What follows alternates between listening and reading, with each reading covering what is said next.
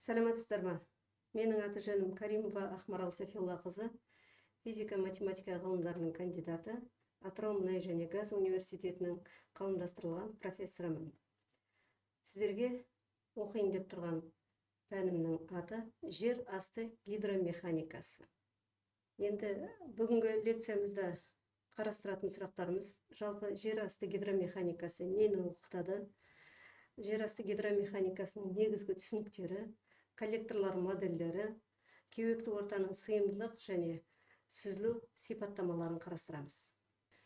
Жер асты гидромеханикасы өзінің атынан да көрініп тұр. Жер асты, жердің астындағы гидро сұйықтар, механика қозғалыс. Жер астындағы сұйықтардың қозғалысын қарастыратын пән. Яғни жер асты гидромеханикасы дегеніміз өнімді қабаттарда және массивтерде болатын кеуекті және жарылымды тау жыныстарындағы судың, мұнайдың, газдың және олардың қоспаларының, яғни газ, мұнай, су қоспаларының, флюидтердің қозғалысын, олардың тепе-теңдік және қозғалыс заңдылықтарын қарастыратын ғылым. Жер асты гидромеханикасы дегеніміз басқа ғылымдар сияқты дамудың түрлі кезеңдерінен өтті. Жер асты гидромеханикасының дамуы 19 ғасырдың ортасынан басталады. 19 ғасырдың ортасында француз инженері Анри Дарси ең бірінші рет эксперимент Дижон қаласын сумен қамтамасыз ету арқылы эксперимент жасап, сол эксперимент арқылы ең бірінші рет осы жер асты гидромеханикасының дамуына алғашқы үлесін қосты. Бұдан басқа жаңағы жер асты гидромеханикасы түрлі кезеңдердің дамуынан өтті дедім. Бірнеше ғалымдар олардың дамуын қарастырды. Соның ішінде американдық ғалымдар Слихтер мен Маскет. Слихтер және Маскет бұл ғалымдар сүзілу теориясының дамуына үлкен үлес қосты. Бұлар жалған және идеалды топырақты алып, осы жалған және идеалды топырақтарды кеуекті ортаны модельдеу арқылы қарастырды. Келесі Ресей ғалымдары Жуковский мен Лебензон бұл сүзілудің дифференциалдық теңдеулерін қысым координаттарының функциясы ретінде Лаплас теңдеуін қанағаттандыратынын және жылу өткізгіштігі мен сүзілу коэффициенттерінің арасындағы математикалық ұқсастықты қарастырды. Бұдан басқа сүзілу теориясының гидравликалық бағытының дамуында Павловский, Миллиончиков, Шилкачев үлкен үлес қосты. Бұл ғалымдар жаңағы жер асты гидромеханикасындағы сұйықтардың қозғалысын қарастырған кезде ол Рейнольдс критерийін енгізді ең бірінші рет. Енді кез келген жаңағы жер астындағы сұйықтардың қозғалысы, яғни біздер жаңағы мұнай және газ кен орындарын игерген кезде кеніштерде сұйықтардың, флюидтердің қозғалысы пайда болады. Яғни бұл кеніштердегі сұйықтардың қозғалысы, яғни флюидтердің қозғалысын қарастырған кезде біздер қарап отырсаңыздар, кеуекті орта арқылы, жарылымды орта арқылы сұйықтар қозғалып, жаңағы ұңғымаға қарай бағытталады. Осы кезде сұйықтар қозғалысы пайда болады. Сұйықтар жаңағы кеніш арқылы өткеннен кейін, яғни топырақ арқылы, кеуекті немесе жарылымды орта арқылы өткен кезде, олар сүзгіден өткендей болады. Сондықтан ең бірінші жаңағы сүзілу деген ұғымға тоқталамыз. Сүзілу дегеніміз бұл сұйықтар мен газдардың немесе флюидтердің кеуекті немесе жарылымды ортадағы қозғалысын қарастырады. Сүзілу ағындарын зерттеу кезінде көмірсутектердің, яғни мұнай, газ немесе газ конденсаты кен орындарының дамуының теориялық негізі болып табылады. Яғни флюид дегеніміз не? Жаңадан бері айтып отырмыз, сұйық қоспасы деп. Яғни флюид дегеніміз сұйықтардың қоспасы, яғни мұнайдың, газдың немесе судың жер астындағы қоспасын, сұйық қоспаны флюид деп атаймыз. Бұл флюид барлық жаңағы кеуекті ортада немесе жарылымды ортадағы ағатын орта. Яғни кеуекті ортада жаңағы бұл кеуекті орта дегеніміз қуыс жер астындағы кеніштегі жердің астындағы қабатындағы бос қуыс кеңістіктер, немесе жарылымды орта дегеніміз бос қуыс кеңістіктер. Осы бос қуыс кеңістіктерде көмірсутегі пайда болады. Бірнеше жаңағы органикалық қалдықтардың нәтижесінде көмірсутегінің қалдықтары пайда болады. Осылар бірнеше жылдан кейін өздері қозғалысқа ұшырап, миграция жүреді. Олар бірнеше химиялық, физикалық процестерден өтіп көмірсутегіне айналады. Біздер осы жаңағы көмірсутегін өндіру кезінде осы жаңағы флюидтердің қозғалысын қарастырамыз. Ұңғымаға қарай қозғалысын қарастырамыз. Бұл сабақтың мақсаты сонда ұңғымаға келетін сұйықтардың физикалық қасиеттерін қарастыру. Яғни енді осы кеуекті ортада, жарылымды ортада сұйықтардың көмірсутегінің пайда болуы, бұл пайда болатын ортаны коллектор деп атаймыз. Коллектор дегеніміз не? Коллектор деп отырғанымыз бұл мұнай, су немесе жаңағы газ, осы флюидтердің орналасатын қоймасы. Коллектор осы орналасқан жаңағы сұйықтарды, флюидтерді біздерге жаңағы оңай бере алатын тау жыныстарының бір бөлігі коллектор деп аталады. Коллектор модельдері түріне байланысты геометриялық және механикалық болып үлкен екі топқа бөлінеді. Коллектор түрлері кеуекті және жарықшақты болып екі үлкен топқа бөлінеді, геометриялық тұрғыдан алып қарағанда. Және олар үшінші топ аралас. Яғни бірінші кеуекті ол жаңағы жер астындағы қабаттардың бос кеңістіктерден тұратын ортаны кеуекті орта дейміз. Осы кеуекті ортада жаңағы мұнай, су, жаңа флюидтер жиналады. Бұл жаңағы жер астындағы жаңағы кеуекті орта жаңағы ол цементтердің немесе доломиттердің немесе түйірлі бор, кальций олардың ортасында пайда болатын бос қуыс кеңістік. Яғни осы бос қуыс кеңістікте сұйықтар орналасады. Сұйықтар орналасқанда олар әртүрлі жаңағы температуралық жағдайда, әртүрлі қысымда бірнеше жылдан кейін жаңағы пайда болғаннан кейін олар өздері табиғи жағдайда сырттан ешқандай күш әсер етпеген кезде өздері қалыпты тығыздығына байланысты орналасады. Төменгі жағында су тығыздығына байланысты, одан кейін мұнай, одан кейін бет жағында газ орналасады. Сөйтіп, жаңағы кеуекті ортада орналасады олар. Келесі орта жарықшақты орта. Жарықшақты ол доломиттерде немесе граниттердің арасында жарылып қуыс сызаттар. Міне осы қуыс сызаттар арқылы да жаңағы орналасқан осы флюидтер қозғалысқа ұшырайды. Үшінші орта ол осы кеуекті орта мен жарықшақты ортаның бірігіп пайда болған орта, ол аралас орта деп аталады. Аралас орта ол өзінің коллектордың бос орындардың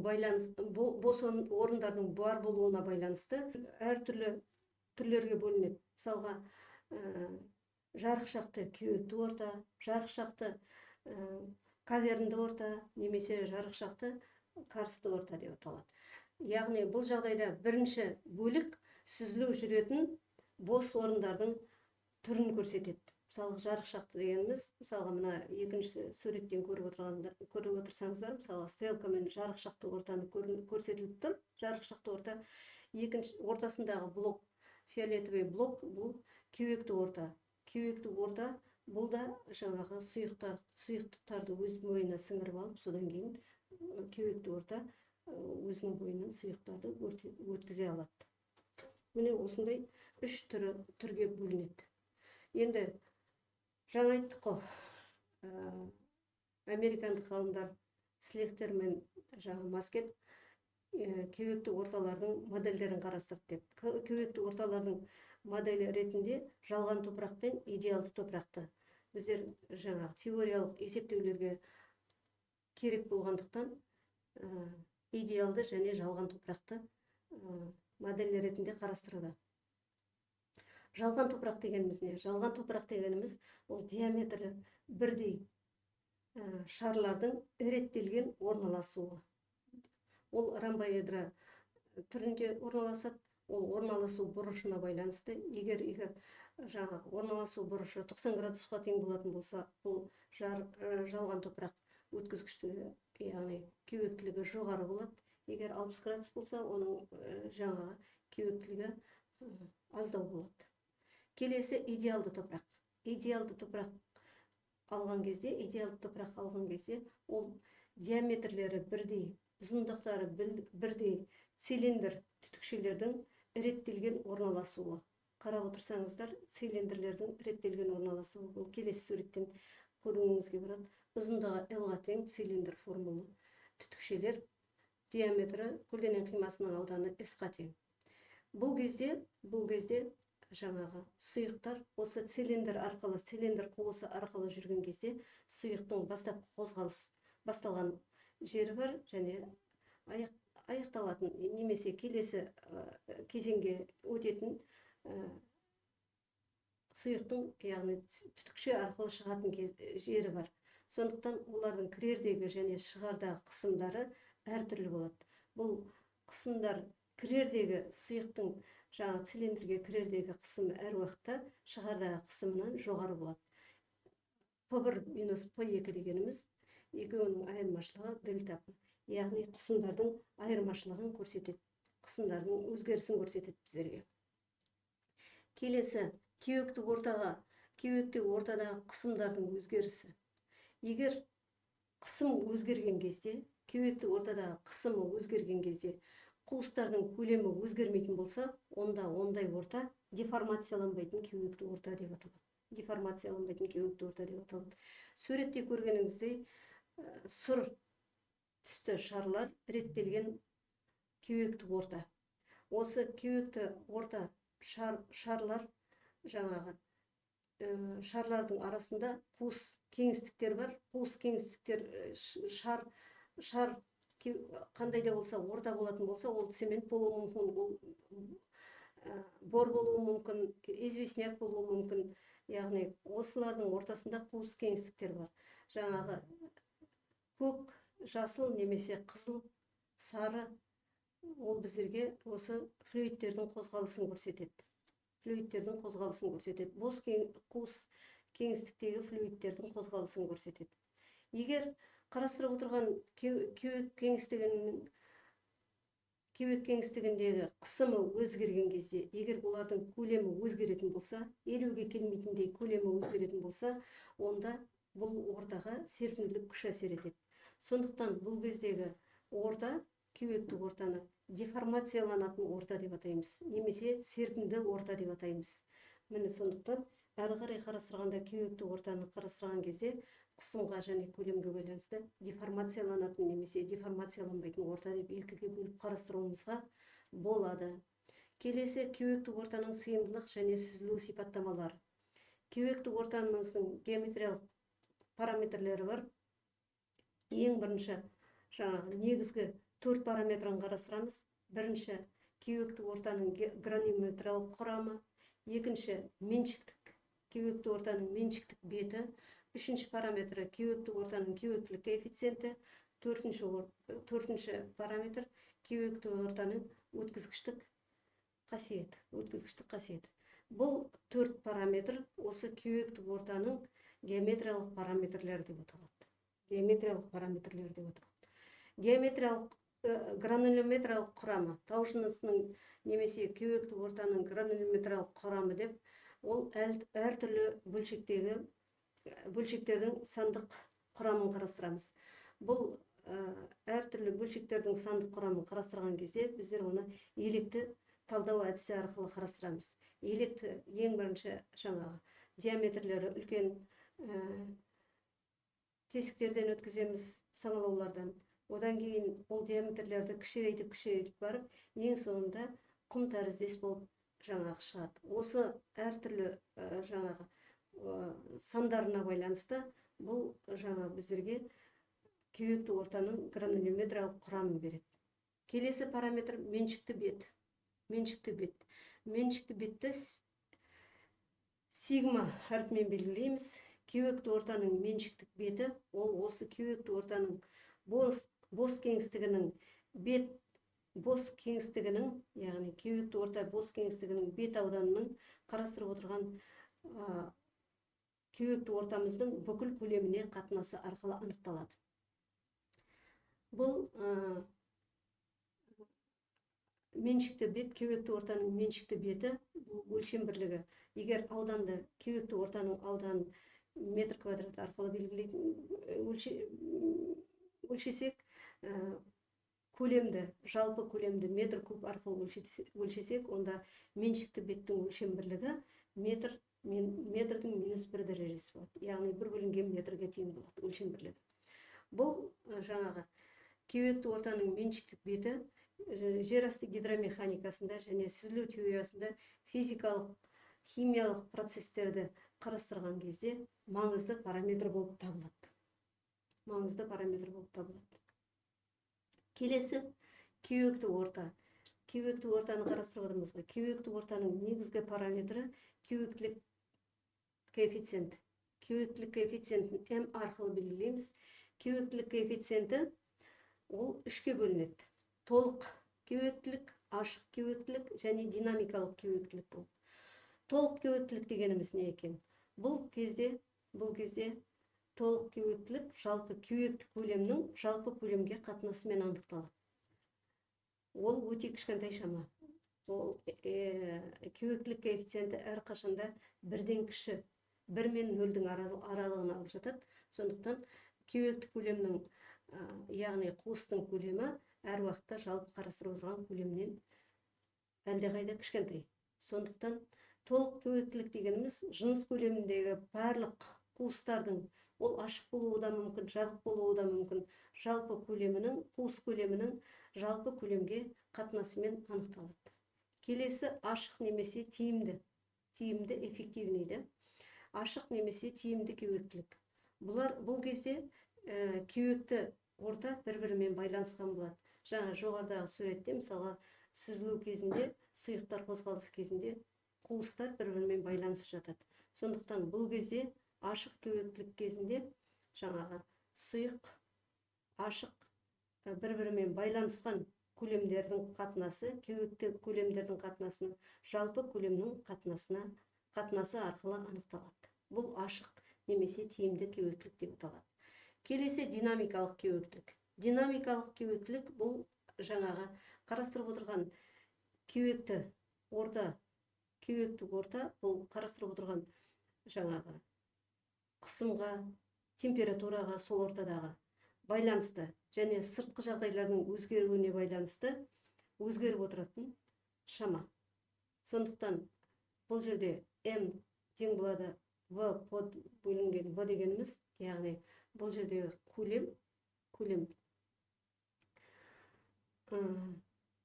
температура мен қысымға немесе басқа да сыртқы өзгерістерге байланысты өзгеріп отыратын көлемнің, қуыс көлемінің жалпы көлемге қатынасына тең. Сондықтан динамикалық кеуектілік дегеніміз бұл осы формула арқылы анықталады.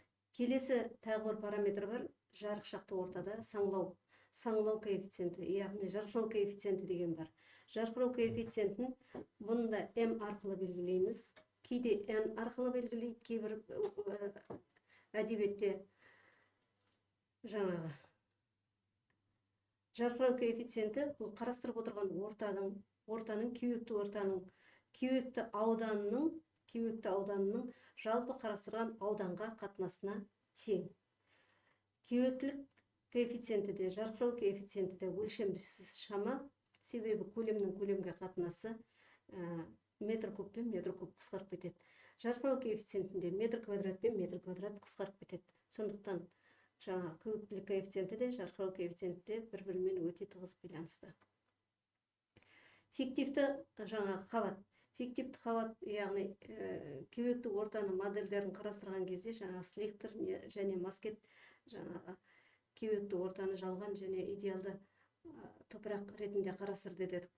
Сол қарастырған кезде Слихтер кеуектілік коэффициентін немесе жарқырау коэффициентін анықтайтын мынандай формула қарастырды. Бұл формула бойынша М кеуектілік коэффициенті 1 минус пи бөлінген, бөлшектің астында 6 көбейтілген, жақшаның ішінде 1 минус косинус этта көбейтілген, түбір астында 1 плюс 2 косинус этта. Мұндағы пи деп отырғанымыз 3,14-ке тең, оны білесіздер. Этта деп отырғанымыз бұл ромбоэдрадағы шарлардың орналасуы. Егер қарастырып отырған жағдайда ромбоэдрада шарлардың орналасуы 90 градусқа тең болатын болса, онда пористісті кеуектілігі өте жоғары болады. Кеуектілік 47,6%-ке тең. Егер шарлардың, кеуекті ортадағы шарлардың орналасуы 60 градусқа тең болатын болса, онда кеуектілік коэффициенті 25,96%-ке тең болады. Яғни бұл процент қайдан шықты дейсіздер ғой. Кеуекті ортаның көлемінің жалпы көлемге қатынасын қарастырған кезде ол 0-ден кіші коэффициент шығады, 0-ден кіші параметр шығады. Оны 100%-ке көбейткен кезде 47,6 немесе 25,9% шығатыны сол. Кеуектілікті де жарқырау коэффициентінде процентпен өлшеуге болады. Процентпен көрсетуге болады. Келесі параметр n деп отырғанымыз жарқырау коэффициенті. Ол тең болады 1 минус пи бөлінген 4 косинус синус этта. Мұнда синус этта деп отырғанымыз шарлардың орналасу бұрышы. Келесі 4-ші параметр өткізгіштік. Кеуекті ортаның үлкен негізгі бір параметрлерінің бірі сипаттайтын өткізгіштік. Өткізгіштік бұл белгілі бір қысым өзгерісі кезінде тау жыныстарының өзінің бойынан сұйықтықты, яғни сұйық қоспасын немесе флюидті өзінің бойынан өткізу қасиетін сипаттайтын шама. Өткізгіштік өзінің түріне байланысты 3-ке бөлінеді: абсолютті өткізгіштік, фазалық өткізгіштік және салыстырмалы өткізгіштік болып. Абсолютті өткізгіштік. Бұл кезде өткізгіштік қарастырып отырған жыныс өткізгіштігі немесе флюидтің осы жыныспен әрекеттесуі кезінде қысым айырымына флюидтің қасиеттері немесе флюидтің қозғалысы қысым айырымына тәуелді болмайды. Бұндай өткізгіштікті абсолютті өткізгіштік дейміз. Екінші өткізгіштік бұл фазалық өткізгіштік. Фазалық өткізгіштік кезінде бұл көбіне көп жүйелі фазалар болған кезде, мысалға, ол флюидке байланысты қуыста көп фазалы болуы мүмкін. Осы кезде олардың тау жыныстарының физикалық қасиеттері емес, сонымен қатар қуыстың да, сонымен қатар флюидтің де қанығу дәрежесіне, флюидтің қасиетіне және сонымен қатар қуыстың қанығу дәрежесіне байланысты болатын шама. Сондықтан физикалық қасиеттерге байланысты болғандықтан бұл фазалық өткізгіштік деп аталады. Келесі 3-ші өткізгіштік бұл салыстырмалы өткізгіштік. Салыстырмалы өткізгіштік бұл фазалық өткізгіштіктің жалпы абсолюттік өткізгіштікке қатынасымен анықталады. Енді өткізгіштікті жалпы К әрпімен белгілейміз. Оны ертең келесі лекцияда Дарси заңын өткен кезде формуласын көрсетемін, қарастырамыз. Өткізгіштіктің бүкіл одақтық халықтар жүйесінде өлшем бірлігі метр квадратпен өлшенеді. Бұны да көрсетемін. Бірақ өндірістік жағдайда бұл Дарсидің құрметіне өткізгіштікті Дарсимен өлшейміз. Бір Дарси ол өте кішкентай өлшем бірлік. Бір Дарси 1,2 микрометр квадратқа тең, немесе 1,2 оның минус 12 дәрежесіндегі метр квадратқа тең. Енді осы лекция бойынша сіздерге тапсырма. кеуектілік үлгі берілген, үлгінің кеуектілігін емдеп белгілесек, шарлар бар, жаңағы жалған топырақ, үлгіміз жалған топырақтан тұратын болса, яғни шарлардан тұрады. Шардың диаметрін д деп белгілесек, осы кеуектілігі мен диаметрі бар болған жағдайда, осы топырақтың, яғни қарастырып отырған кеуекті ортаның меншікті бетін анықтайтын формуланы қорытып шығарып келу керек. Назарларыңызға рахмет.